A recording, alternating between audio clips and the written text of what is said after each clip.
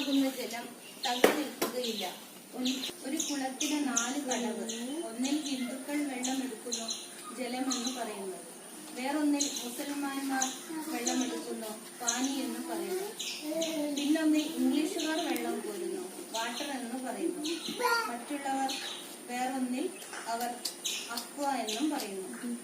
ഈശ്വരൻ ഒന്ന്, പല പേര് പല.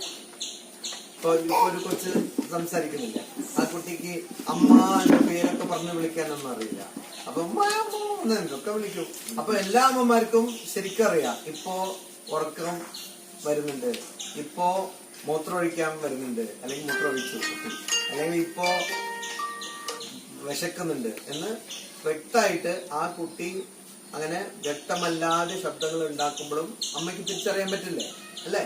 എല്ലാ അമ്മമാർക്കും അറിയില്ലേ? അപ്പൊ അതുപോലെ തന്നെ ഭഗവാന് നമ്മളത് എങ്ങനെ പറയുന്നു? നമ്മൾ സംസ്കൃത വാക്ക് പറയുന്നു, മന്ത്രങ്ങൾ പറയുന്നു, മലയാളത്തിൽ പറയുന്നു, ഏത് ഭാഷയിൽ പറഞ്ഞാലും പറഞ്ഞില്ലെങ്കിലും ഭഗവാന് നമ്മുടെ പ്രാർത്ഥന മനസ്സിലാക്കാൻ പറ്റും. അതുകൊണ്ട് ഞാൻ കുളിച്ചില്ല, അല്ലെങ്കിൽ ഞാൻ ഇന്ന് പറഞ്ഞ പോലെ നോൺ വെജ് കഴിച്ചു, അല്ലെങ്കിൽ അവിടെ പോയി ഇതായി, അതുകൊണ്ട് ഞാൻ ഭഗവാനെ ചിന്തിക്കുന്നില്ല എന്ന് പറയുന്നതൊക്കെ വെറുതെയാണ്.